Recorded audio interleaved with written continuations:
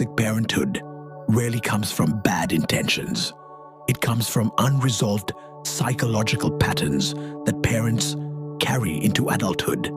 The first root is unhealed childhood trauma. Parents who grew up with criticism, emotional neglect, or strict control often repeat those behaviors unconsciously. This cycle is known as intergenerational trauma, where emotional wounds transfer from one generation to the next.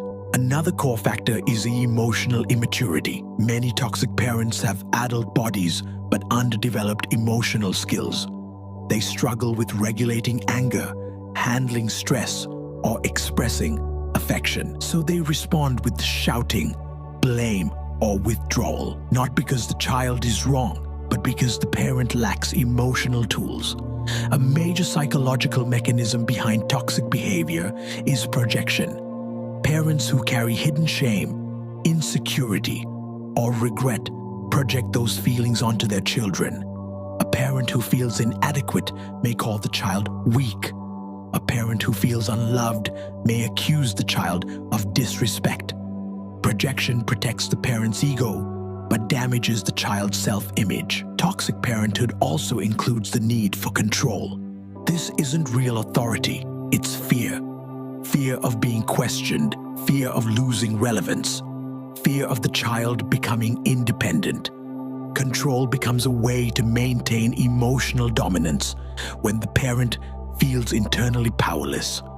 Another pattern is inconsistent affection. A child receives warmth one moment and coldness the next. This unpredictability is psychologically dangerous. It creates anxious attachment, where the child grows up doubting their worth and fearing emotional instability. In many cases, children experience parentification, becoming the emotional caretaker of the parent. The child listens, comforts, and absorbs stress that should belong to adults. This reverses roles and places a heavy psychological burden on developing minds. Finally, cultural conditioning reinforces toxicity. In some societies, parents are taught that authority equals perfection. Admitting mistakes is seen as weakness. As a result, emotional invalidation becomes normal, and children learn to silence their own feelings. Ultimately, toxic parenthood is not about bad parents. It is about unhealed minds raising new minds. Subscribe to Humilist and hit the bell icon